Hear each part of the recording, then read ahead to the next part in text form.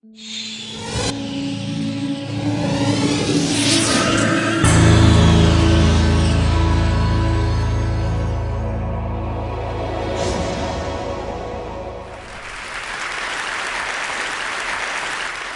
about your day for a second. You woke up, felt fresh air in your face as you walked out the door, encountered new colleagues and had great discussions and felt in awe when you found something new. But I bet there's something that you didn't think about today, something so close to home that you probably don't think about it very often at all. And that's that all those sensations, feelings, decisions, and actions are mediated by the computer in your head called your brain. Now, the brain may not look like much from the outside, a couple pounds of pinkish-gray flesh, amorphous, but the last 100 years of neuroscience have allowed us to zoom in on the brain and to see the intricacy of what lies within. And they've told us that this brain is an incredibly complicated circuit made out of hundreds of billions of cells called neurons. Now, unlike a human-designed computer, where there's a fairly small number of different parts, we know how they work because we humans designed them, the brain is made of thousands of different kinds of cells, maybe tens of thousands. They come in different shapes, they're made out of different molecules, and they project and connect to different brain regions. And they also change different ways in different disease states. Just to make it concrete, there's a class of cells, a fairly small cell, an inhibitory cell that quiets its neighbors. It's one of the cells that seem to be atrophied in disorders like schizophrenia, called the basket cell. And this cell is one of the thousands of kinds of cell that we are learning about. New ones are being discovered every day. As just a second example, these pyramidal cells, large cells, they can span a significant fraction of the brain. They're excitatory, and these are some of the cells that might be overactive in disorders such as epilepsy. Every one of these cells is an incredible electrical device. They receive inputs from thousands of upstream partners and compute their own electrical outputs, which then, if they pass a certain threshold, will go to thousands of downstream partners. And this process, which takes just a millisecond or so, happens thousands of times a minute in every one of your 100 billion cells, as long as you live and think and feel. So how are we going to figure out what this circuit does? Ideally, we could go through this circuit and turn these different kinds of cell on and off and see whether we could figure out which ones contribute to certain functions and which ones go wrong in certain pathologies. If we could activate cells, we could see what powers they can unleash, what they can initiate and sustain. If we could turn them off, then we could try and figure out what they're necessary for. And that's the story I'm going to tell you about today. An odyssey where we've gone through, over the last 11 years, through an attempt to find ways of turning circuits and cells and parts and pathways of the brain on and off, both to understand the science and also to confront some of the issues that face us all as humans. Now, before I tell you about the technology, the bad news is that a significant fraction of us in this room, if we live long enough, will encounter perhaps a brain disorder. Already 1 billion people have had some kind of brain disorder that incapacitates them. And the numbers don't do it justice, though. These disorders, schizophrenia, Alzheimer's, depression, addiction, they not only steal away our time to live, they change who we are. They take away our identity and change our emotions and change who we are as people. Now, in the 20th century, there was some hope that was generated through the development of pharmaceuticals for treating brain disorders. And while many drugs have been developed that can alleviate symptoms of brain disorders, practically none of them can be considered to be cured. And in part, that's because, if you think about it, we're bathing the brain in a chemical. This elaborate circuit made out of thousands of different kinds of cell is being bathed in a substance. And that's also why perhaps most of the drugs, if not all on the market, can present some kind of serious side effect, too. Now, some people have gotten some solace from electrical stimulators that are implanted in the brain. And for Parkinson's disease, cochlear implants, these have indeed been able to bring some kind of remedy to people with certain kinds of disorder. But electricity also will go in all directions, the path of least resistance, which is kind of where that phrase in part comes from. And it also will affect normal circuits as well as the abnormal ones that you want to fix. So again, we're sent back to the idea of ultra-precise control. Can we dial in information precisely where we want it to go? So when I started in neuroscience 11 years ago, I had trained as an electrical engineer and a physicist. And the first thing I thought about was, well, if these neurons are electrical devices, all we need to do is to find some way of driving those electrical changes at a distance. If we could turn on the electricity in one cell, but not its neighbors, that would give us the tool we need to activate and shut down these different cells to figure out what they do and how they contribute to the networks in which they're embedded. And also, it allows us to have the ultra-precise control we need in order to fix the circuit computations that have gone awry. Now, how are we going to do that? Well, there are many molecules that exist in nature which are able to convert light into electricity. You can think of them as little proteins that are like solar cells. If we can install these molecules in neurons somehow, then these neurons would become electrically drivable with light, and their neighbors, which don't have this molecule, would not. There's one other magic trick you need to make this all happen, and that's to really get light into the brain.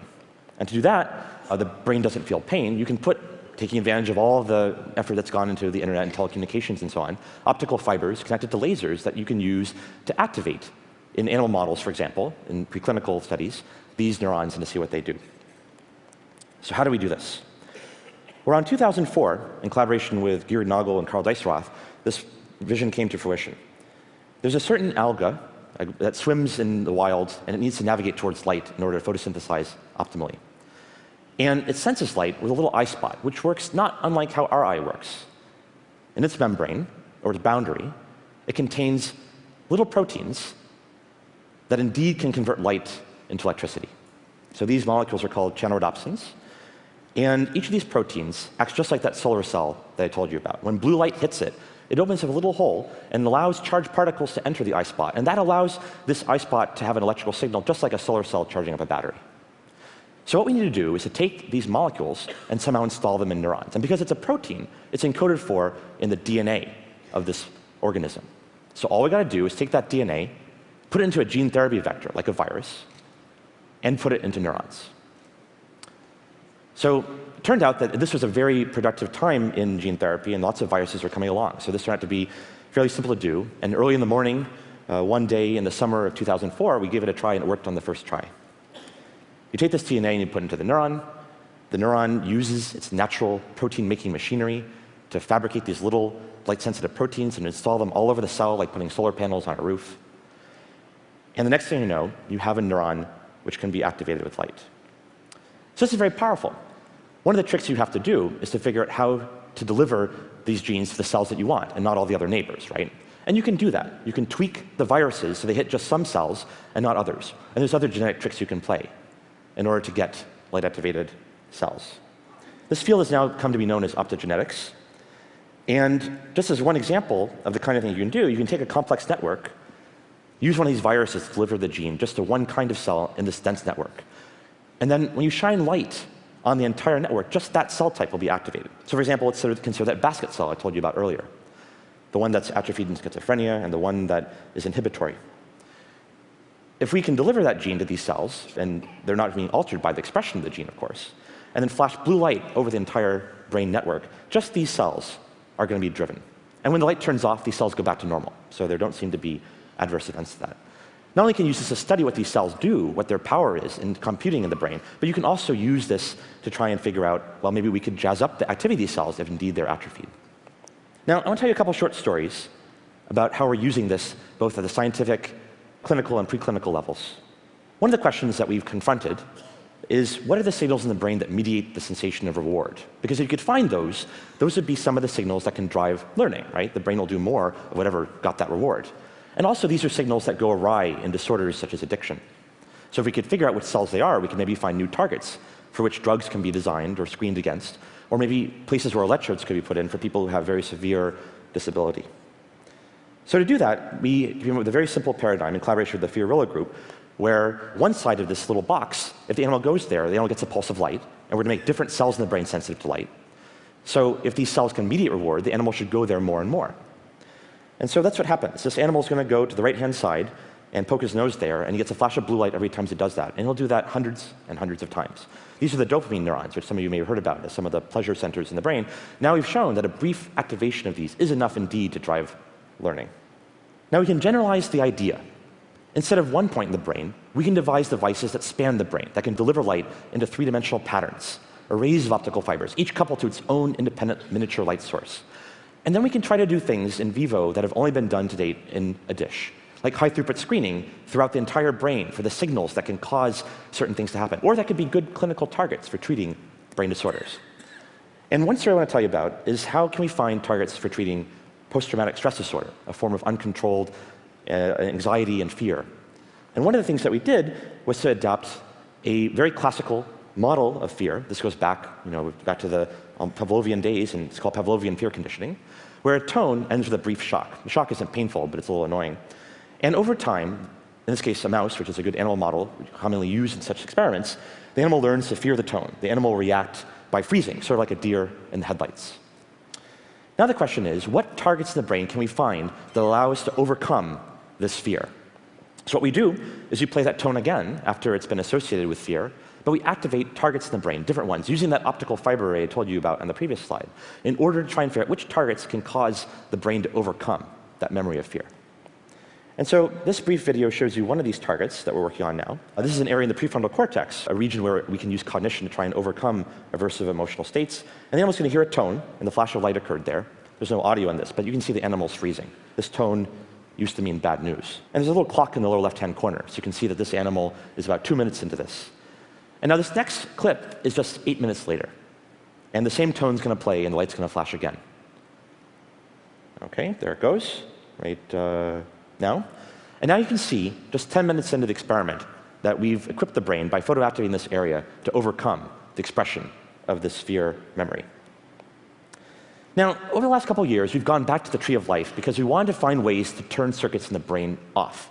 If we could do that, this could be extremely powerful. If you can delete cells just for a few milliseconds to seconds, you can figure out what necessary role they play in the circuits in which they're embedded. And we've now surveyed organisms from all over the tree of life, every kingdom of life except for animals we see slightly differently.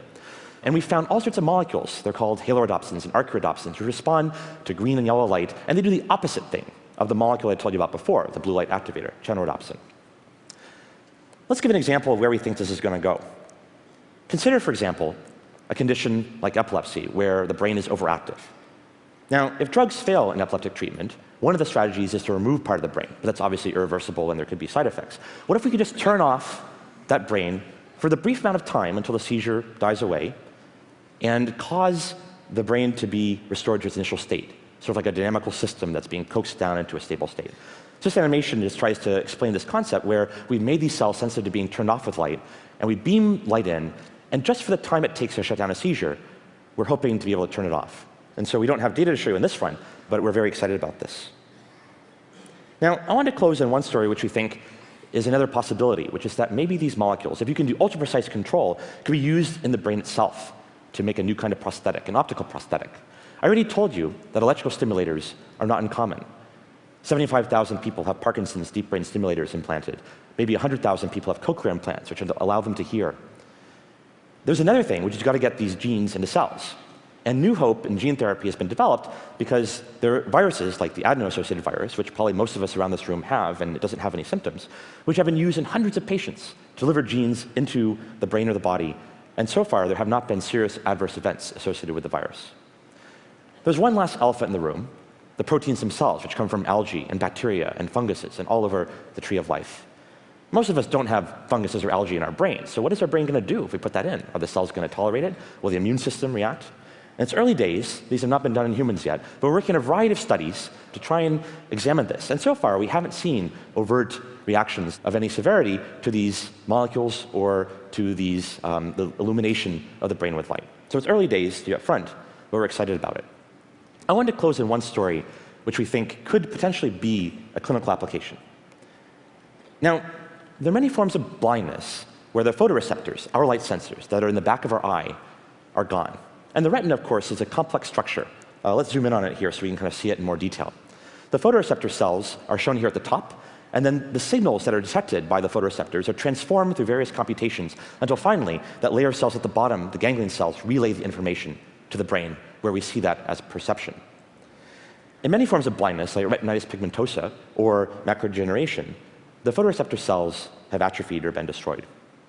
Now, how could you repair this? It's not even clear that a drug could cause this to be restored because there's nothing for the drug to bind to. On the other hand, light can still get into the eye, right? The eye is still transparent, and you can get light in. So what if we could just take these chenorodopsins and other molecules and install them on some of these other spared cells and convert them into little cameras? And because there's so many of these cells in the eye, potentially they could be very high-resolution cameras. So this is some work that we're doing. It's being both led by one of our collaborators, Alan Horsager at USC, and being sought to be commercialized by a startup company, EOS Neuroscience, which is funded by the NIH.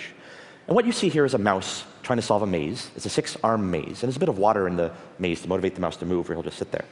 And the goal, of course, of this maze is to get out of the water and go to a little platform that's under the lit top port.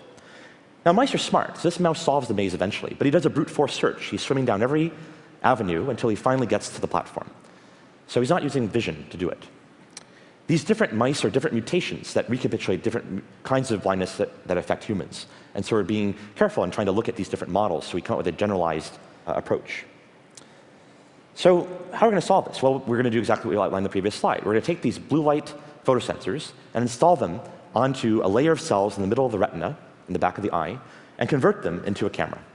Just like installing solar cells all over those neurons to make them light sensitive. Light is converted to electricity on them.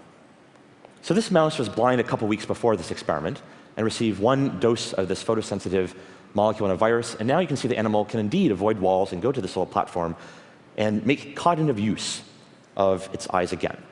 And to point out the power of this, these animals are able to get to that platform just as fast as animals have seen their entire life. So this preclinical study, I think, bodes hope for the kinds of things we're hoping to do in the future. To close, I want to point out that we're also exploring new business models for this new field of neurotechnology. We're developing these tools, but we share them freely with hundreds of groups all over the world so that people can study and try to treat different disorders. And our hope is that by figuring out brain circuits at a level of abstraction that lets us repair them and engineer them, we can take some of these intractable disorders that I told you about earlier, practically none of which are cured, and in the 21st century, make them history. Thank you.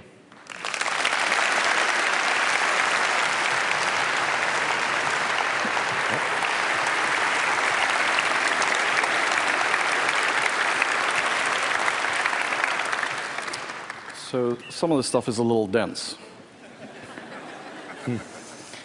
But the implications of being able to control seizures or epilepsy with light instead of drugs and being able to target those specifically is a first step. The second thing that I think I heard you say is you can now control the brain in 2 colors, like an on-off switch. That's right.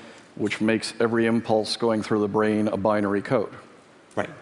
Yeah, so with blue light, we can drive information in the form of a 1, and by turning things off, it's more or less a 0. So our hope is to eventually build brain coprocessors that work with the brain so we can augment functions in people with disabilities. And in theory, that means that as a mouse feels, smells, hears, touches, you can model it out as a string of 1s and 0s. Sure. Yeah, we're hoping to use this as a way of testing what neural codes can drive certain behaviors and certain thoughts and certain feelings, and use that to understand more about the brain. Does that mean that someday you could download memories and maybe upload them? Well, it's something we're starting to work on very hard. Yeah, we're now working on some work where we're trying to tile the brain with recording elements too, so we can record information and then drive information back in, sort of computing what the brain needs in order to augment its information processing. Well, that might change a couple of things. Thank you. Thank you.